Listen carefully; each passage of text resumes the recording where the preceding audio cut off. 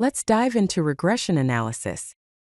This video will cover the fundamentals of predictive modeling in machine learning. We will explain the concept of regression, different types of regression, implementation of linear regression, evaluation metrics, important assumptions, common challenges, and feature engineering. Regression is a statistical method used to model the relationship between a dependent variable, which is also known as the target, and one or more independent variables, also known as features. It is used for prediction and forecasting, helps in understanding relationships between variables, and forms the foundation for many machine learning applications. Here are a few common types of regression. First, we have linear regression, which models the linear relationship between variables using a straight line, and it assumes a constant rate of change. Next is polynomial regression, which fits a curved line through data points and is useful for modeling nonlinear relationships. Then we have multiple regression, which analyzes the relationship between one dependent variable and multiple independent variables.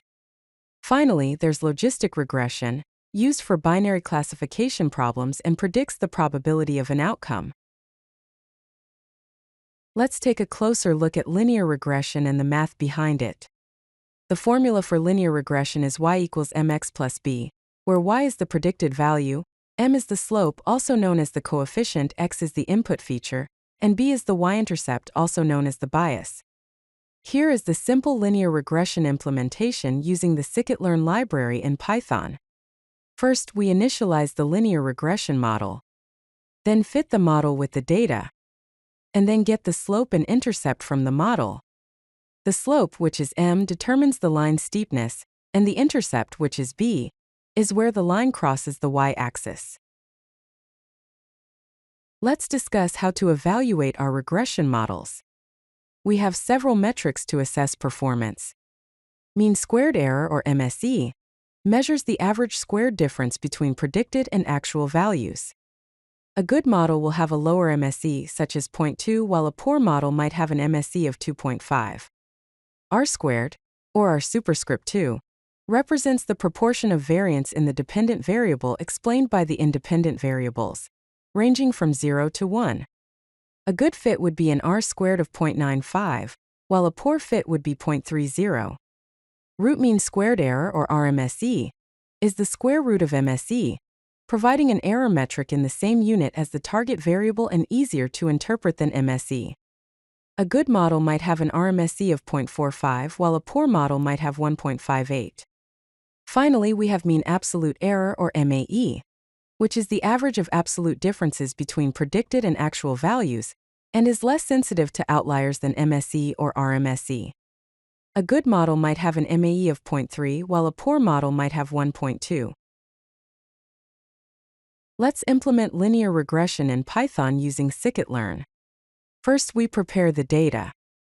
We import pandas, numpy, and train test split. Load the data from the housing.csv file. Then, store the size column into X and price into Y. We split the data into training and test sets with the test size of 20%, setting a random state for reproducibility. Now we scale the features using standard scaler.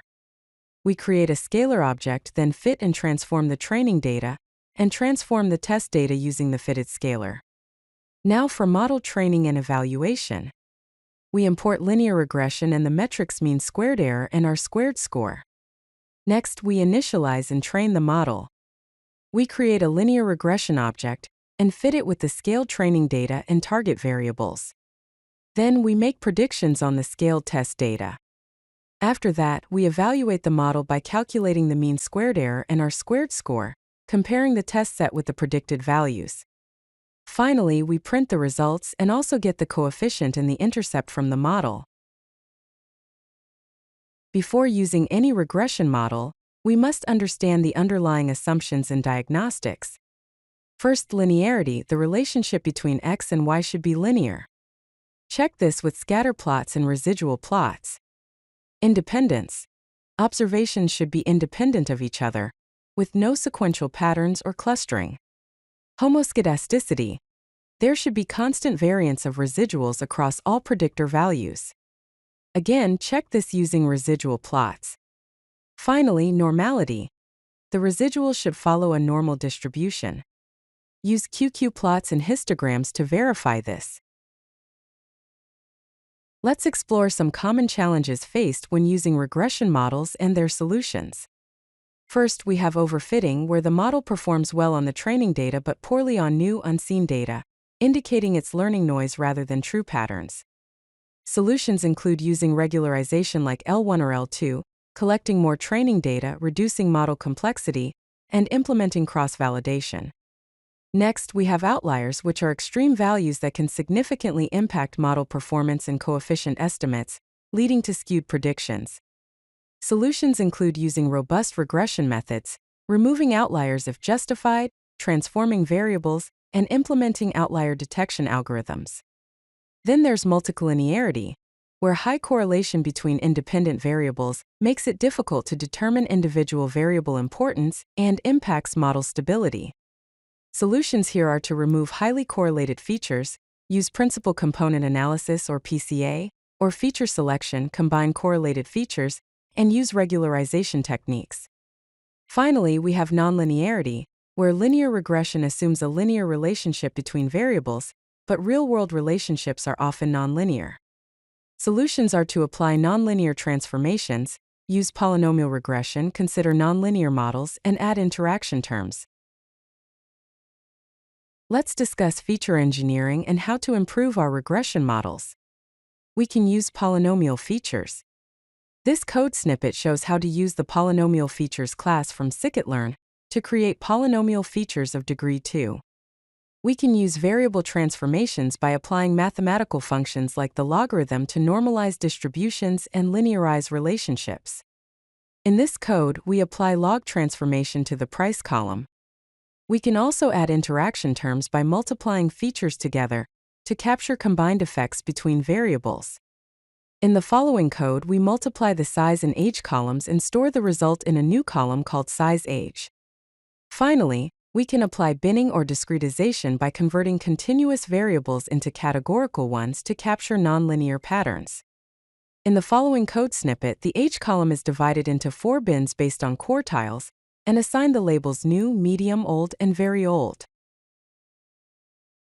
Let's wrap up with some best practices and key takeaways. Always start with exploratory data analysis, or EDA, to understand your data's distribution and relationships. Clean and pre-process data thoroughly by handling missing values, outliers, and feature scaling appropriately. Use cross-validation to ensure model generalization and avoid overfitting. Monitor multiple evaluation metrics to get a comprehensive view of model performance. Regularly update and retrain models with new data to maintain performance, and document your pre-processing steps, model parameters, and evaluation results. Regression analysis is a powerful tool for predictive modeling that helps in understanding relationships between variables, enables accurate predictions for continuous outcomes, forms the foundation for more complex machine learning models, and requires careful attention to assumptions and diagnostics. As next steps, explore advanced regression techniques, practice with real-world data sets, learn feature engineering techniques, and study model deployment strategies. If you like this video, hit that like button and don't forget to subscribe. Visit codelucky.com for more such useful content.